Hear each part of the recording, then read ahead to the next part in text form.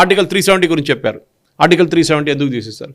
ఆయన అన్నారు it was a temporary provision. ఇంగ్లీష్లో టెంపరరీ అండ్ ట్రాన్సియంట్ అంటే ఏంటి, కొన్ని రోజులకి పెట్టుకున్నాం. In fact that ordinance was signed by Rajendra Prasad గారు ఫర్ జస్ట్ 6 నెలలు. ఏ ఆర్డినెన్స్ అయినా 6 నెలల తర్వాత ల్యాప్స్ అయిపోతుంది. కానీ ఈ దేశం మీద చేసిన అన్నిటికంటే పెద్ద ద్రోహం జవహర్లాల్ నెహ్రూ అండ్ షేక్ అబ్దుల్లా చేసింది ఏంటంటే ఆ 6 నెలల ల్యాప్స్ అయిన ఆర్డినెన్స్ తీసుకొని వీరు ఆల్మోస్ట్ 60 నుంచి 70 సంవత్సరాలు ఆడుకున్నారు సాయి గారు. దేశంతో చేసిన అన్నిటికంటే పెద్ద ద్రోహం అది. And I was involved in it. నాకు తెలుసు, ఢిల్లీలో మేము పార్లమెంట్ లైబ్రరీలో వెళ్ళి చూసాం, మాకు దొరకలేదు 35A డాక్యుమెంట్. 370 కాదు problem, 35A was a bigger problem. Inheritance కానివ్వండి, మిగతా marriage and other laws, land laws గురించి. సో డెఫినెట్గా చాలా బాగా ఆన్సర్ చేశారు. ఎందుకంటే ఆ ఇంటర్వ్యూ అందరూ చూడాలి. ఎందుకంటే ఈ లెఫ్టీస్ అందరూ అంటున్నారంటే అది మొత్తం చంద్రచూడ్ని కంప్లీట్ స్టీమ్ రోల్ చేసేసారు, ఏ చంద్రచూడ్ అసలు ఆన్సరే ఇవ్వలేకపోయారు, మోదీ గారు చంచా అది ఇది అని చెప్పి మొత్తం ఆయన మీద కామెంటింగ్ అన్నట్టు కొన్ని మీమ్స్ తయారు చేస్తున్నారు, అన్ని చేస్తున్నారు. కానీ ఆయన చెప్పారు మేము ఇంటర్ఫియర్ చేసాం 370లో, but look at how soon the government was formed. మేము అప్పుడే చెప్పాం within 1 year government form కావాలి,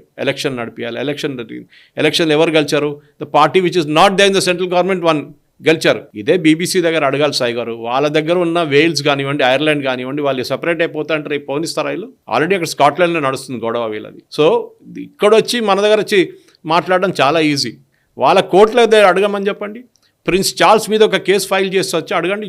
మొనార్కీ మీద you cannot file a case in Britain, it is not allowed. ఎందుకంటే అది అప్పుడు మా దగ్గర వచ్చి అడుగుతారా మీ జడ్జిలు ఎట్లా ఉన్నారు, మీ జడ్జ్మెంట్స్ ఎట్లా ఉన్నారని? మీరేం చేస్తున్నారు?